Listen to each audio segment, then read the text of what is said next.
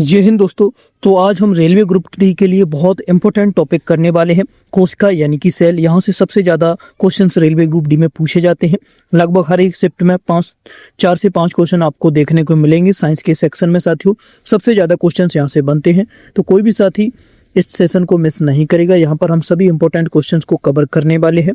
Class को and तक जरूर देखना, कोई भी साथी मिस मत करना। अगर एग्जाम में अच्छा स्कोर करना चाहते हैं तो सभी साथी एकदम इंपॉर्टेंट मोस्ट एक्सपेक्टेड क्वेश्चन को रखा गया है। तो चलिए स्टार्ट करते हैं, बिना टाइम वेस्ट किए क्वेश्चन की ओर चलते हैं।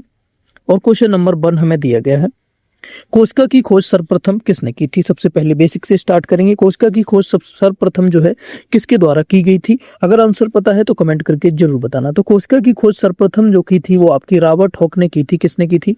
रॉबर्ट हॉक के द्वारा इसकी खोज की गई थी। बी यहाँ पर बिल्कुल सही जवाब होगा। अगला क्वेश्चन देखिए, जीवित कोशिका की खोज सबसे पहले किसने की थी। एक मृत कोशिका होती है, एक जीवित कोशिका होती है। तो जीवित कोशिका की जो खोज है सर्वप्रथम किसने की थी, सबसे पहले इसकी खोज किसने की थी। तो जीवित कोशिका की जो खोज है सबसे पहले एंटोनी वान ल्यूवेनहॉक ने की थी। किसने की थी? एंटोनी वान ल्यूवेनहॉक ने इसकी खोज की थी। सी यहाँ पर बिल्कुल सही जवाब होगा। अगला क्वेश्चन देखिए इसी तरीके से, कोशिका सिद्धांत का प्रतिपादन किसने किया था। सेल थ्योरी, कोशिका सिद्धांत का जो है प्रतिपादन किसने किया था। तो कोशिका सेल का जो प्रतिपादन है ये आपका किसने किया था, यह आपका किया था, याद रखेंगे, स्लाइडेन एवं स्वान ने किया था। किसने? स्लाइडेन एवं स्वान ने इसका प्रतिपादन किया था। ए यहाँ पर बिल्कुल सही जवाब होगा। नेक्स्ट क्वेश्चन देखिए, कोशिका का ऊर्जा ग्रह पावर हाउस किसे कहा जाता है। कोशिका का ऊर्जा ग्रह पावर हाउस जो है किसको कहा जाता है। तो कोशिका का ऊर्जा ग्रह और पावर हाउस माइटोकॉन्ड्रिया को कहा जाता है। किसे कहा जाता है? माइटोकॉन्ड्रिया, याद रखेंगे। सी यहाँ पर बिल्कुल राइट होगा। नेक्स्ट क्वेश्चन देखिए, कोशिका की आत्मघाती थैली सुसाइड बैग किसे कहा जाता है। आत्मघाती शैली यानी सुसाइड बैग जो है किसको कहा जाता है कोशिका की। तो स्टूडेंट, ये कोशिका की आत्मघाती थैली जो है लाइसोसोम को कहा जाता है। ये मैंने साइंस की सेशन में कराया है। अगर आपने वो सेशन नहीं देखे हैं वहां जाकर जरूर देखें। साइंस के इंपॉर्टेंट क्वेश्चन उसमें कराए गए हैं। ये स्पेशल कोशिका के ऊपर क्लास रहने वाली है। नेक्स्ट क्वेश्चन देखिए इसी तरीके से, प्रोटीन संश्लेषण का केंद्रक किसे कहा जाता है। प्रोटीन संश्लेषण का केंद्रक जो है स्टूडेंट किसको कहा जाता है। तो प्रोटीन संश्लेषण का जो केंद्रक है ये आपका राइबोसोम को कहा जाता है। किसे कहा जाता है? राइबोसोम को क्या कहा जाता है? प्रोटीन संश्लेषण का केंद्र इसे कहा जाता है। नेक्स्ट देखेंगे, पादप कोशिका में कोशिका भित्ति किसकी बनी होती है।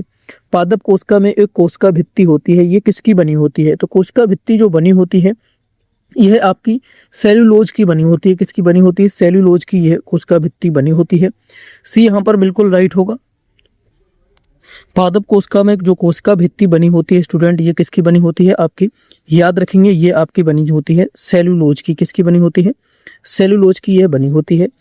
नेक्स्ट क्वेश्चन देखिए और आंसर बताइए जल्दी से, जंतु कोशिका में क्या अनुपस्थित होता है। जंतु कोशिका जो होती है इसमें क्या अनुपस्थित होता है। तो जंतु कोशिका में अनुपस्थिति जो होती है कोशिका भित्ति की अनुपस्थिति होती है। जंतु कोशिका में कोशिका भित्ति नहीं होती है। क्या नहीं होता है? कोशिका भित्ति इसमें नहीं होती है, याद रखेंगे, बी राइट होगा। नेक्स्ट देखिए, कोशिका का नियंत्रण केंद्र किसे माना जाता है। कंट्रोल सेंटर, कोशिका का कंट्रोल सेंटर जो है किसको माना जाता है। तो कोशिका का जो कंट्रोल सेंटर होता है स्टूडेंट ये केंद्रक को माना जाता है। किसको माना जाता है? ये न्यूक्लियस यानी केंद्रक को माना जाता है। यहीं से जो है आपका कोशिका का नियंत्रण होता है, कंट्रोल होता है यहीं से। बी यहाँ पर बिल्कुल राइट होगा। नेक्स्ट क्वेश्चन देखेंगे, आंसर बताएंगे जल्दी से अगर पता है। केंद्रक की खोज किसने की थी। जो केंद्रक होता है कोशिका का सेंटर, इसकी खोज किसने की थी। तो इसकी खोज जो की गई थी स्टूडेंट, इसकी खोज आपकी रॉबर्ट ब्राउन ने की थी। किसने की थी? रॉबर्ट ब्राउन ने इसकी खोज की थी। नेक्स्ट देखिए, कोशिका के भीतर कोशिका किसे माना जाता है। कोशिका के भीतर कोशिका किसे माना जाता है। तो कोशिका के भीतर कोशिका जो है माइटोकॉन्ड्रिया को माना जाता है। किसे? माइटोकॉन्ड्रिया को माना जाता है। कोशिका के भीतर कोशिका जो है माइटोकॉन्ड्रिया को माना जाता है। बी यहाँ पर बिल्कुल सही जवाब होगा। नेक्स्ट देखिए, एटीपी का निर्माण कहाँ होता है। एटीपी का जो निर्माण है वो कहाँ पर होता है। तो एटीपी का निर्माण जो है ये आपका माइटोकॉन्ड्रिया में ही होता है। कहाँ पर होता है? माइटोकॉन्ड्रिया में एटीपी का निर्माण होता है। ए बिल्कुल सही जवाब होगा। आगे क्वेश्चन पर चलने से पहले एक रिक्वेस्ट है, जो साथी चैनल से नए जुड़े हैं चैनल को सब्सक्राइब करके बेल आइकन को ऑन जरूर कर लें, ताकि आगे आने वाली सभी इंपॉर्टेंट क्लास की अपडेट आपको सबसे पहले मिलती रहे। हम सभी इंपॉर्टेंट क्वेश्चन आपको करवा रहे हैं रेलवे ग्रुप डी के लिए बिल्कुल फ्री में। स्टूडेंट जीके जीएस की भी क्लास हुई है, अभी करंट अफेयर की भी कराई है और साइंस की भी काफी क्लासेज हो चुकी हैं। चैनल पर आपको पूरी प्ले लिस्ट मिलेगी रेलवे ग्रुप डी के नाम से, वहां से जाकर एक बार से जरूर देखें सभी साथी। अब नेक्स्ट देखिए, पत्तियों का हरा रंग किसके कारण होता है, और सभी साथी वीडियो को लाइक करेंगे ज्यादा से ज्यादा और शेयर करेंगे। पत्तियों का जो हरा रंग होता है ये किसके कारण हो जाता है, तो पत्तियों का जो हरा रंग होता है स्टूडेंट ये आपका होता है क्लोरोफिल की वजह से होता है। किसकी वजह से होता है, क्लोरोफिल की वजह से पत्तियां जो होती हैं, पेड़ पौधों की जो पत्तियां होती हैं, पत्तियां मान लीजिए इस तरीके से होती हैं, इनका जो कलर हो जाता है स्टूडेंट ये आपका हरा हो जाता है। कैसा हो जाता है, ग्रीन कलर ये होता है। ये किस कारण से होता है, तो ये आपका क्लोरोफिल की वजह से होता है। किसकी वजह से होता है, क्लोरोफिल की वजह से ये होता है। नेक्स्ट देखेंगे इसी तरीके से 14 आंसर बताइए, कोशिका की खोज किस वर्ष हुई थी। कोशिका की जो खोज हुई थी ये किस वर्ष में हुई थी, तो कोशिका की खोज जो हुई थी स्टूडेंट ये आपकी 1665 में हुई थी। कब, 1665 में इसकी खोज हुई थी। बहुत इंपॉर्टेंट है ये, 3 स्टार लगा लीजिए, क्वेश्चन बनेगा एग्जाम में, आपको याद रखना है। 1665 में जो है कोशिका की खोज हुई थी। बी यहाँ पर बिल्कुल सही जवाब होगा। अगला क्वेश्चन देखिए, किस कोशिका कांग को कोशिका का ट्रैफिक पुलिस कहा जाता है। किस कोशिका कांग को कोशिका का ट्रैफिक पुलिस कहा जाता है, जल्दी से बताएंगे किसी कहा जाता है, तो यहाँ पर गोल्जी काय को जो है कोशिका का ट्रैफिक पुलिस कहा जाता है। कोशिकांग का कोशिका ट्रैफिक पुलिस कहा जाता है, किसी गोल्जी काय को कहा जाता है, गोल्जी काय को। यहाँ पर बी राइट होगा। नेक्स्ट देखिए, डीएनए का मुख्य रूप से कहाँ पाया जाता है। डीएनए जो है मुख्य रूप से कहाँ पाया जाता है, जो डीएनए की खोज की जाती है, डीएनए की जांच होती है, वो डीएनए मुख्य रूप से पाया कहाँ पर जाता है, तो डीएनए जो पाया जाता है स्टूडेंट ये आपका मुख्य रूप से केंद्रक में पाया जाता है। कहाँ पर, केंद्रक में ये डीएनए पाया जाता है। बी यहाँ पर राइट होगा। नेक्स्ट देखिए, प्रोकैरियोटिक कोशिका में क्या नहीं पाया जाता है। प्रोकैरियोटिक कोशिका जो होती है उसमें क्या नहीं पाया जाता है, तो उसमें स्टूडेंट क्या नहीं पाया जाता है, तो उसमें सुसंगठित केंद्रक नहीं पाया जाता है। क्या नहीं पाया जाता है, सुसंगठित केंद्रक जो है इसके अंदर नहीं पाया जाता है। सी यहाँ पर बिल्कुल राइट होगा। अगला क्वेश्चन देखिए इसी तरीके से, कोशिका झिल्ली किस प्रकार की होती है। जो कोशिका की झिल्ली होती है वह किस प्रकार की झिल्ली होती है, तो कोशिका की जो झिल्ली होती है ये अर्ध पारगम्य होती है। कैसी होती है, अर्ध पारगम्य जो झिल्ली होती है, कैसी होती है, अर्ध पारगम्य झिल्ली होती है कोशिका की झिल्ली। नेक्स्ट है, सबसे बड़ी कोशिका होती है किसकी होती है। सबसे बड़ी कोशिका जो है किसकी होती है, तो सबसे बड़ी जो कोशिका होती है स्टूडेंट ये आपकी शुतुरमुर्ग का अंडा किसकी होती है। सबसे बड़ी कोशिका जो है शुतुरमुर्ग के अंडे की होती है। बी यहाँ पर बिल्कुल सही जवाब होगा। शुतुरमुर्ग के अंडा जो काफी बड़ा होता है उसकी कोशिका जो झिल्ली होती है वो सबसे बड़ी होती है, सबसे बड़ी होती है, बिग झिल्ली होती है इसकी सबसे बड़ी। नेक्स्ट देखिए, सबसे छोटी कोशिका कौन सी है। सबसे छोटी जो कोशिका है ये कौन सी होती है, तो सबसे छोटी कोशिका जो है ये आपकी माइकोप्लाज्मा होती है। कौन सी होती है, माइकोप्लाज्मा जो है सबसे छोटी कोशिका है, याद रखेंगे। सबसे बड़ी कोशिका की झिल्ली जो है शुतुरमुर्ग की होती है और सबसे छोटी कोशिका कौन सी होती है, माइकोप्लाज्मा होती है। बी बिल्कुल राइट होगा। नेक्स्ट देखिए, मानव शरीर की सबसे लंबी कोशिका कौन सी है। मानव शरीर की सबसे लंबी कोशिका, तो मानव शरीर की जो सबसे लंबी कोशिका होती है स्टूडेंट ये आपकी तंत्रिका कोशिका होती है। कौन सी होती है, तंत्रिका कोशिका जो मानव शरीर की सबसे लंबी कोशिका होती है। बी बिल्कुल सही जवाब हुआ स्टूडेंट। क्वेश्चन बहुत इंपॉर्टेंट है, बिल्कुल मिस मत करना, बाद में पछताओगे स्टूडेंट अगर आपने मिस कर दिया है। तो जो साथी जुड़े हैं एंड तक जुड़े रहना। नेक्स्ट देखिए, कोशिका के वैज्ञानिक अध्ययन को क्या कहा जाता है। कोशिका के जो वैज्ञानिक अध्ययन है उसे क्या कहा जाता है, तो कोशिका के वैज्ञानिक अध्ययन को साइटोलॉजी कहा जाता है। क्या कहा जाता है, साइटोलॉजी जो है कोशिका के वैज्ञानिक अध्ययन को कहा जाता है।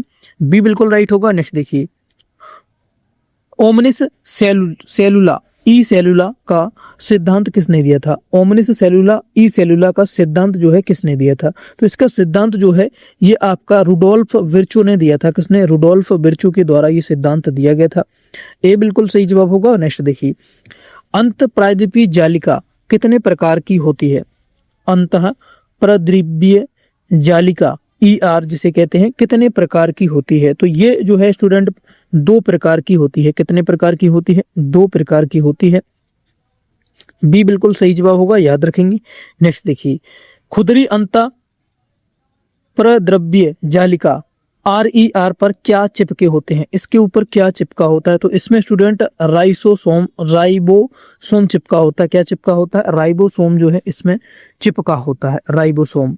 बी बिल्कुल सही जवाब होगा। नेक्स्ट देखेंगे, कोशिका का द्रव्य और केंद्रक को मिलाकर क्या कहते हैं? कोशिका द्रव्य और केंद्रक को मिलाकर क्या कहा जाता है? तो कोशिका का द्रव्य और केंद्रक को मिलाकर जीव द्रव्य कहते हैं। क्या कहते हैं इसे? जीव द्रव्य कहा जाता है। प्रोटोप्लाज्म कहते हैं इसे। क्या कहते हैं? प्रोटोप्लाज्म कहते हैं, जीव द्रव्य से कहा जाता है। नेक्स्ट देखेंगे, गुणसूत्र किसके बने होते हैं? जो गुणसूत्र होते हैं स्टूडेंट, ये किसके बने होते हैं? तो गुणसूत्र जो है स्टूडेंट, ये आपके डीएनए और प्रोटॉन के बने होते हैं। किसके बने होते हैं? डीएनए और प्रोटॉन के गुणसूत्र बने होते हैं। मानव शरीर में जो गुणसूत्र होते हैं ये डीएनए और प्रोटॉन के बने होते हैं। नेक्स्ट देखेंगे इसी तरीके से, अनुवांशिका की इकाई किसे कहा जाता है? अनुवांशिका की जो इकाई है स्टूडेंट, आप याद रखेंगे, अनुवांशिका की इकाई जो है जीन को कहा जाता है। किसे कहा जाता है? जीन को जो है अनुवांशिका की इकाई कहा जाता है। किसे? जीन को। इसे अनुवांशिका की इकाई कहा जाता है। नेक्स्ट देखिए, गोल्जी काय की खोज किसने की थी? गोल्जी काय अभी मैंने बताया था पीछे, इसकी खोज किसने की थी गोल्जी काय की? तो इसकी खोज जो है स्टूडेंट, ये आपकी कैमली गोल्जी ने की थी। किसने की थी? कैमलो गोल्जी ने गोल्जी काय की खोज की थी। याद रखेंगे, इनके नाम में भी गोल्जी है और इसमें भी गोल्जी काय, तो याद रखेंगे, ये आपको यहाँ से आसानी से याद हो जाएगा। नेक्स्ट देखिए, फूलों और फलों को विभिन्न रंग कौन प्रदान करता है? फूल और जो फल होते हैं इन्हें विभिन्न रंग मिलता है। अलग अलग कलर के आपने फूल देखे होंगे, अलग अलग कलर के फल होते हैं, सबका कलर अलग अलग होता है। तो इनको जो है ये विभिन्न प्रकार का रंग प्रदान कौन करता है? कैसे मिलता है इनको रंग? ये अलग अलग तरीके का विभिन्न प्रकार का जो रंग इनको मिलता है स्टूडेंट, आप याद रखेंगे, ये आपका क्रोमोप्लास्ट के द्वारा मिलता है। किसके? क्रोमोप्लास्ट के द्वारा इनको विभिन्न प्रकार का रंग प्रदान किया जाता है, मिलता है। बी बिल्कुल राइट आंसर होगा, ये प्रकृति का ही एक वो है। आगे देखिए, खाद्य संचयन करने वाला लवक कौन सा है? खाद्य संचयन करने वाला लवक जो है कौन सा है इनमें से? तो खाद्य संचयन करने वाला जो लवक होता है स्टूडेंट, ये आपका यहाँ पर ल्यूकोप्लास्ट होता है। क्या होता है? ल्यूकोप्लास्ट जो है ये खाद्य को संचयन करता है। सी बिल्कुल राइट होगा। नेक्स्ट देखिए, लाइसोसोम का मुख्य कार्य क्या है? लाइसोसोम जो होता है इसका मुख्य कार्य क्या होता है? लाइसोसोम का जो मुख्य कार्य होता है, याद रखेंगे आप, अंतः कोशिकीय पाचन। लाइसोसोम का मुख्य कार्य क्या होता है? अंतःकोशिकीय पाचन। ये अंतःकोशिकी में पाचन करता है, पाचन की क्रिया को करता है। बी बिल्कुल राइट होगा। नेक्स्ट देखिए, तारिकाएं किस कोशिका में पाया जाता है? तारिकाई जो होता है ये किस कोशिका में पाया जाता है? सेंट्रोसोम जो है ये कौन सी कोशिका में पाया जाता है? तो तारिकाई जो है स्टूडेंट, ये आपका पाया जाता है केवल जंतु कोशिका में पाया जाता है। ये किस में पाया जाता है? जंतु कोशिका में पाया जाता है, ये मानव कोशिका में नहीं पाया जाता है। याद रखेंगे, बी बिल्कुल राइट होगा। आगे देखिए, कोशिका झिल्ली किसकी बनी होती है? ये प्लाज्मा मेम्ब्रेन जो होता है ये किसकी बनी होती है? कोशिका झिल्ली। तो कोशिका की झिल्ली जो होती है स्टूडेंट, ये आपकी प्रोटीन और लिपिड की बनी होती है। किसकी? प्रोटीन और लिपिड के द्वारा ये कोशिका झिल्ली बनी होती है। ए बिल्कुल सही जवाब होगा। बहुत महत्वपूर्ण क्वेश्चन है साथियों, बिल्कुल मिस मत करना। अगर आपने ये गलती कर दी तो आप एग्जाम में पछताएंगे। क्वेश्चन आपको 4 से 5 हर शिफ्ट में देखने को मिलेंगे जरूर ही। आगे देखिए, जीवाणु में किस प्रकार की कोशिका पाई जाती है? तो जीवाणु में जो स्टूडेंट कोशिका पाई जाती है ये आपकी कोशिका होती है, कैसी होती है? प्रोकैरियोटिक कोशिका जीवाणुओं में पाई जाती है। कैसी होती है?